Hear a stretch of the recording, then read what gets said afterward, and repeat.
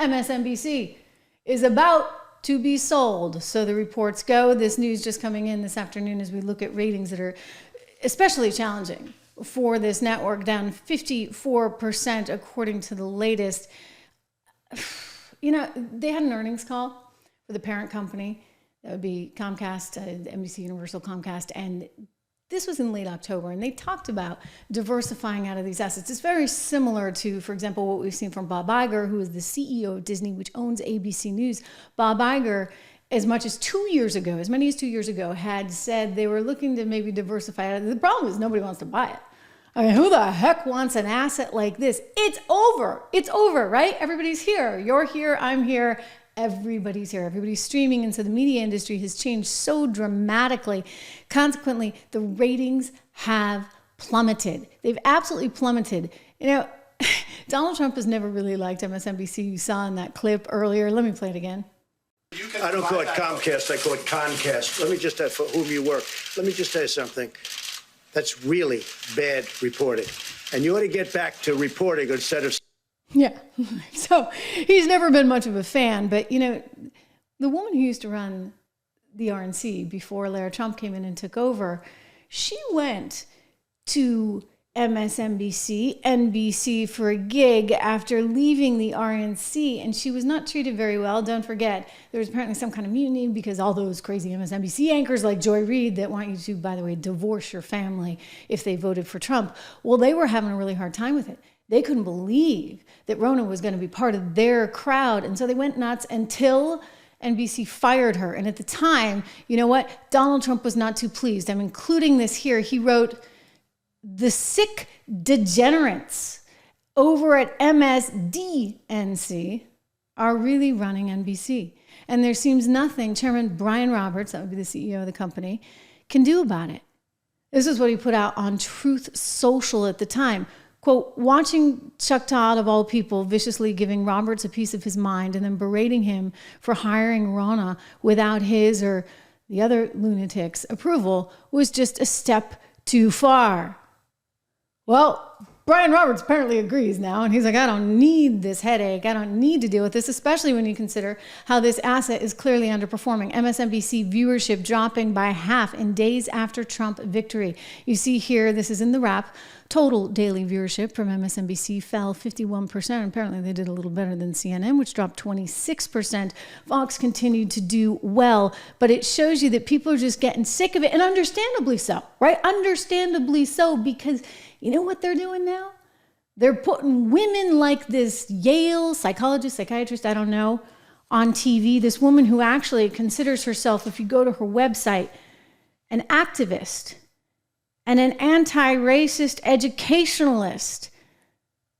She's out there telling you that you don't need to see your family this Thanksgiving because, you know, those norms about forgiving family, etc. We need to kind of move beyond that because Trump won. Do you recommend, just from a psychological standpoint, being around them? We got the holidays coming up. So I love that you asked this question because, you know, there is a push, I think just a societal norm that if somebody is your family, that they are entitled to your time. And I think the answer is absolutely not. So I have a problem with the way that you voted because it went absolutely not to not be around those people and to tell them why. You know, okay, we got to go back and hear this. Have voted in ways that a situation where you have family members, where you have close friends who you know have voted in ways that are against you, like what you said, against your livelihood.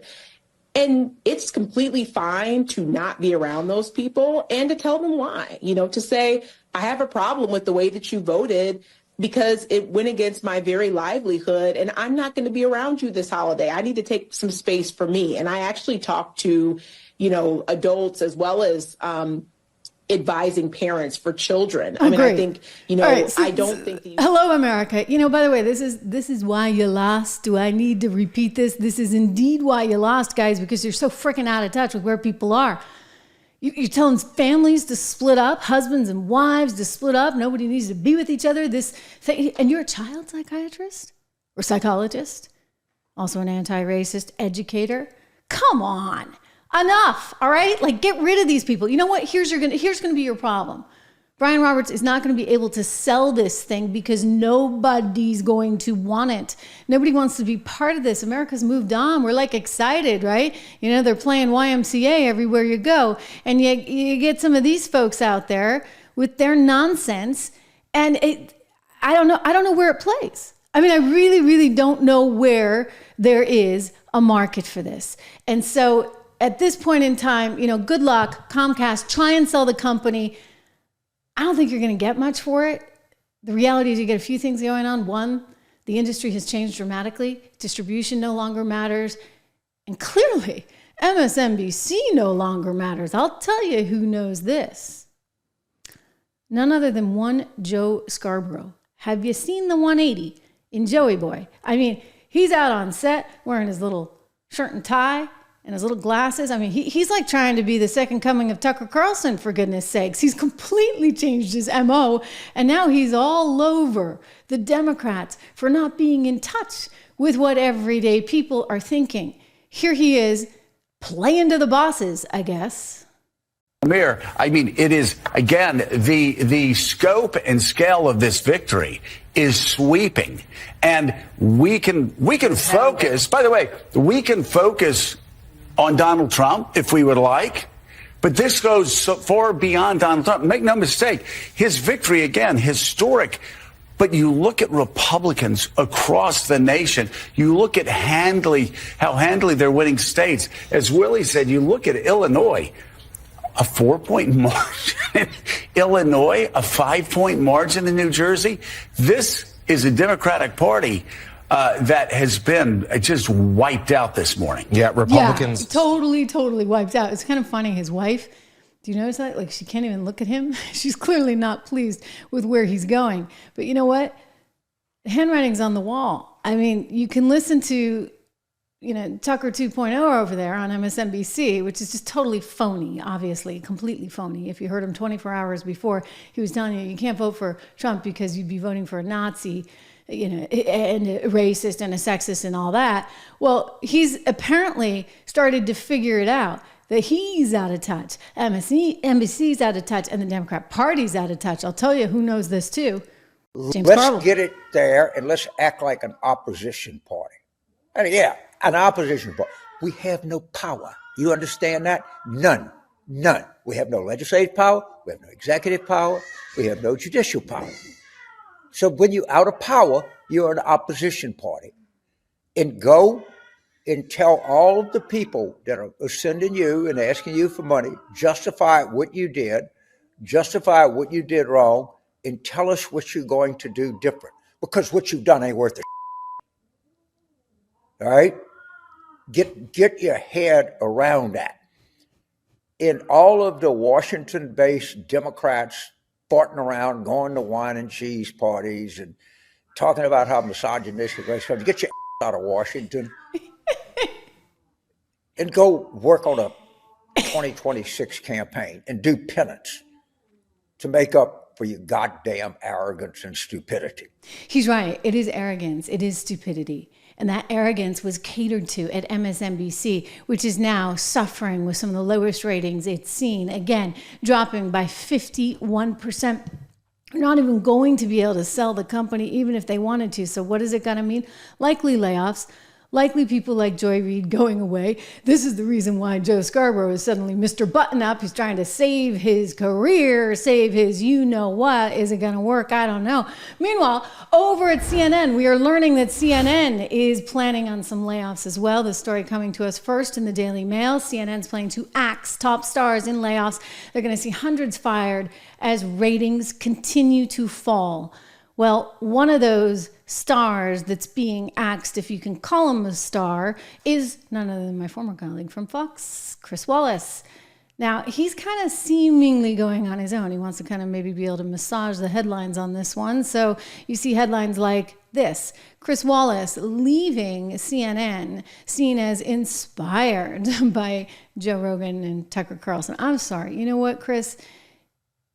You're just no Joe Rogan. Like, ever. Not even on your best day. I think that Joe has something very unique, very special, very authentic that very few people in this medium can actually compete with. And Chris Wallace is not one of them. Somebody tweeted out their favorite moment with Chris Wallace and Donald Trump was this little number. Remember during the really scary days of 2020 when the whole country was being locked down, et cetera, this happened? Close them off. If you remember, I was the one that did the European Union very early. But when you talk about mortality rates, I think it's the opposite. I think we have one of the lowest mortality rates in the world. We're going to take a look. We had 900 deaths on a single day. We will take a look. This week. Ready? You can check it out. Could you please get me the mortality rate? Yeah. Kaylee's right here. I heard we had one of the lowest, maybe the lowest mortality rate anywhere in the world. Do you have the numbers, please? Because I heard we had the best mortality rate. The case rate of similarly situated countries, as Dr. Burks points out, and this is number one low mortality rate. I hope you show the scenario because it shows what fake news is all about. Okay, I don't think I'm fake news, but we'll put we'll put our stats on. You said we had the worst mortality rate in the world. Ouch. Okay. So no, Chris, you're not going to be Joe Rogan. But you know what? I get it. You're trying to spin it. CNN's letting go of you, and they may let go of a few more people there because it gets back to what I've said before. And this is nothing against those particular talents. But when you're making $3 million or $6 million a year, it's a lot for a network that is not able to retrieve that money elsewhere, right? Because the medium has changed. The medium has changed. Here I am, no prompters, no scripts. Streaming live, straight to you in a super different kind of environment. I mean, like sometimes I have to pinch myself. I'm like, is this for real? Is this really what we're doing? And yet we're reaching an audience that frankly, and maybe this says something about Fox Business, is larger than anything that I would see on Fox Business or CNBC for that matter. Surely Bloomberg. Nobody was watching Bloomberg. We called it the Billionaires Network. Mike didn't actually like that, but I was like, go with it, right? You get your like 10 billionaires that watch us, and that's about it. No one watches Bloomberg. So we are actually able to reach a much larger audience here. And I love that. And I love your enthusiasm. And gosh, you know, Don's probably here telling you to like. Look at that, Don. We're already up over 1,000 likes in real time.